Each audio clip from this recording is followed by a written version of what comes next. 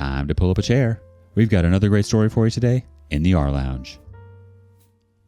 Mothers will always try to have your back, whether that means supporting you in your lowest of times or even breaking the law if it means protecting you from something.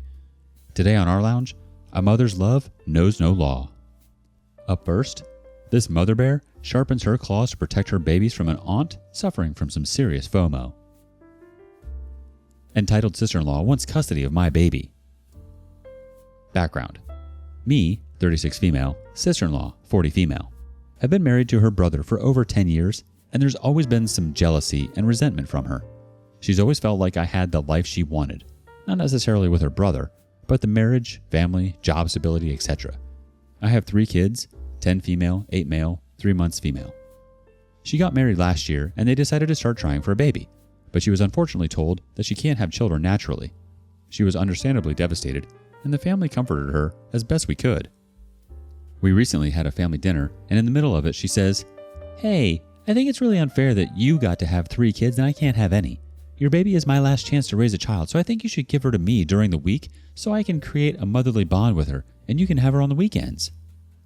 Before I could respond, the entire table erupted with everyone talking at once, so I took my older kids upstairs.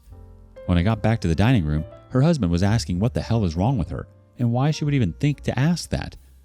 She was trying to justify herself when I asked them to leave.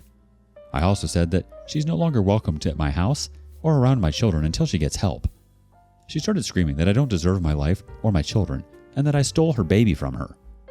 Her husband and mother-in-law kept apologizing and dragged her out of the house, still crying and screaming. Now my kids want to know why their aunt wants to take the baby. Edit. I've been reading the comments, but it's too many to reply to, so here are a few points.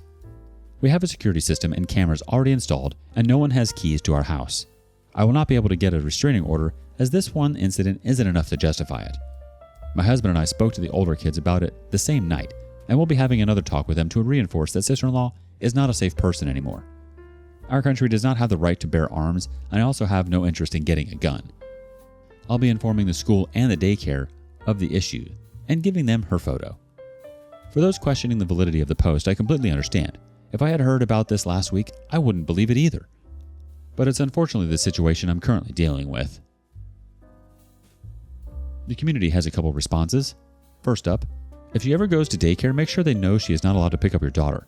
I would also contact the school your other children attend just in case. She sounds unhinged. Yes, the entire family agrees she needs help, but if still, be careful because you never know what she might do. If you don't already have one, get a video doorbell. The OP replies, "She's not on any of the pickup lists, but I'll take the advice and let the school and daycare know that she isn't to be in contact with my kids." The OP also replies, "We already have a security system and cameras because there's been a trend of house break-ins in our area lately. No one has the code or keys to our house, not even the in-laws, so we're safe on that front. Unfortunately, a restraining order won't happen because it will take a lot more than this to justify requesting one. We've never relied on her for childcare or pickups, so she's essentially a stranger to the daycare and school." Someone else responds, "Auntie is sad. Auntie wants a baby, but don't worry, she isn't going to take ours. Auntie needs to see a talking doctor who can help her feel better." I'm sorry to say I've been through the situation twice. Once during my marriage of 40 years as well as my brief starter marriage. During the former, a sister-in-law joked endlessly about taking one of my sons, which became deeply unfunny in very little time. When at last she bore her own son, she left my 3 alone. During the latter marriage, I had wisely chosen not to procreate, which became the problem. In the eyes of my infertile sister-in-law, my womb was just sitting there. Why couldn't I be inseminated by my brother-in-law via turkey baster? My own selfishness, my in-laws concluded, prevented me from gestating, giving birth to, and surrendering the newborn to a deeply entitled couple whose religious, political, and social affiliations in no way reflected my own. I got out of that family soon after several holiday meals had degenerated into shouting and sobbing, sometimes both at once. The OP replies, "My husband and I sat with them and explained in an age-appropriate way. We also told them that they won't be seeing her for a while, and if they do see her when we're not around, they should not go with her." Yikes. That's so scary, OP. You did the right thing by having your children exit the conversation, and then explaining to them that their aunt is not a safe person. I think it's a wise choice to let schools and daycare know what their aunt looks like in case she decides to show up. Unfortunately, it sounds like your sister-in-law is having serious mental health issues from her infertility troubles. It's definitely not an easy thing to go through, but what she's doing isn't exactly the answer to it all either. She doesn't sound like she's in the right frame of mind. Update. So my sister-in-law has been admitted to a psychiatric facility. In the comments of my previous post, I mentioned that her husband was seeking out counseling for them to deal with the infertility prior to this incident. After the incident, he sought out a psychiatrist rather than a counselor, and they had their first session last week. I didn't get the specifics of what happened, but basically she made some statements that the psychiatrist felt indicated she was a danger to others, my baby and me, and she was placed under an involuntary hold. My brother-in-law has been nothing but apologetic through the entire ordeal, and he kept her away from us since the incident. Mother-in-law was staying with them to keep an eye on sister-in-law. She tried to leave the house in the middle of the night to see her baby. Also, brother-in-law found her researching how to induce lactation, and she said it was to make sure she can feed the baby properly when I come to my senses and give her up. From what brother-in-law has said, seeing me breastfeed is apparently what triggered the entire episode. It was the first time sister-in-law was around the baby for any length of time, and she was holding her when she got fussy because she was hungry. Naturally, I took her to feed her, and this made sister-in-law feel inadequate because it triggered the thought that she would never be able to do that, which led to the events of the last post. I'm grateful for all the advice that was offered on my last post, as some of it was really helpful. We won't be moving, as it's not feasible for us at the moment, but we have taken extra steps with security both at home and at the kids' school and daycare. This whole thing is taking a toll on my family, but mother-in-law, father-in-law, and brother-in-law are taking care of sister-in-law, and my husband and I are focused on ensuring the safety of our immediate family and minimizing the effect on the kids as much as we can. It's an incredibly sad situation for both parties, and unfortunately, it's a reality for a lot of families out there. I'm so sorry your family is going through this.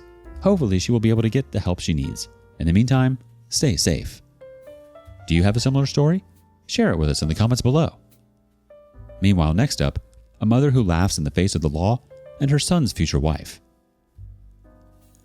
Should I be worried about my mother-in-law putting herself on the title of our car? I don't know if this post should even be here. Okay, so me and my fiance just bought a car and it barely got used, so pretty much in a very good condition. The agreement was that my fiance was going on the title of the car first, and then I was going to add myself in since, unfortunately, I don't have my license yet. I've been trying to pass the test, but it's been hard. My mother-in-law works at the DMV, and we told her that we wanted him on the title first. This morning, we both woke up and started getting ready for work when she called us and she said she had put herself on the title of the car along with my fiance. She said because the process would be easier if she was on the title of the car. I didn't know what she meant by that, but I'm very upset with this because this wasn't the agreement at all. She said we could change it later whenever we want, but the fact she put herself on the title without even consulting us beforehand is crazy. I put money in to get the car, and I'm not on the title or anything. I feel like I lost my money, and I don't know if I should be upset or what to do. Is there something that I can do? What do I even do in this situation? Can I even put myself on the title of the car? The title hasn't been processed yet, so I'm still on time, I think, to change it. I think my fiance still needs to sign. I don't know what to do. I feel lost. Please, any help would be appreciated. I worked my butt off to pay for half of that car, and I feel like all that hard work went down the drain. Update. Apparently, the reason she put herself on the title was because apparently I can't be on the title because I don't have a license, and she said that if the car gets impounded, she wants to have a way of getting it if my fiance isn't able to. I don't know, this sounds like BS to me. Update 2. I spoke to my fiance, and after arguing for a bit, he backed down. He said that I was right and that he was going to put me on the title of the car even if she likes it or not. We found out that his mother was lying about me not being able to be on the title. As long as I'm not the first person on the title, I can be on the title without a license. My fiance will be the first owner since he has a license, and I will be the second owner. And when I do get my license, that's when I will become a co-owner of that car. My mother-in-law might flip crap. I'll keep everyone updated when she finds out. Update 3. I just looked over the transfer papers and stuff. She wrote his name down and hers, and she signed for him. She forged his signature. I'm beyond baffled right now.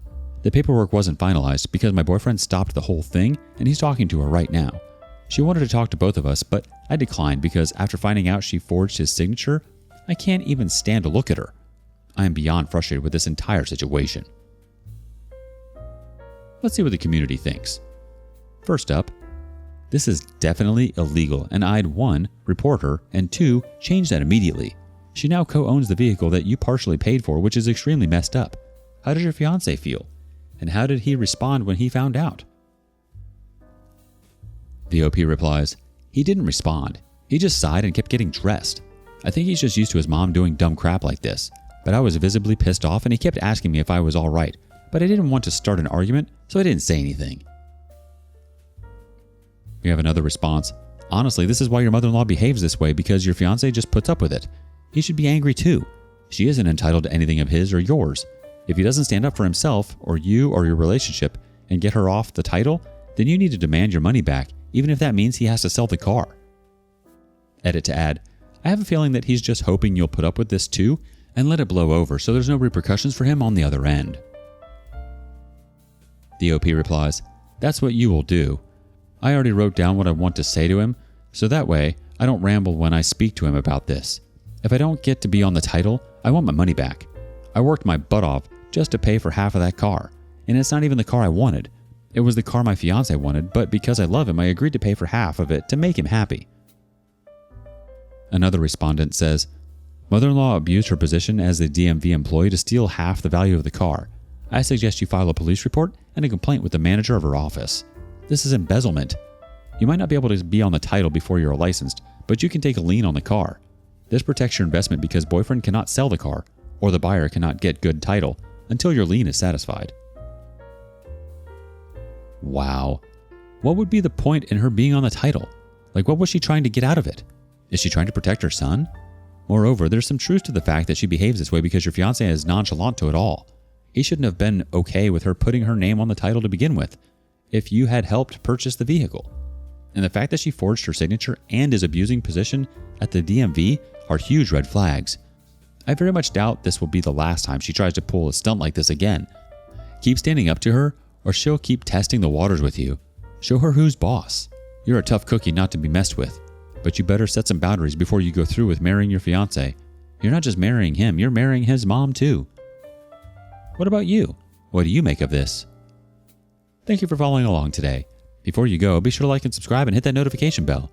If you have something you want to share regarding today's content, we want to hear it.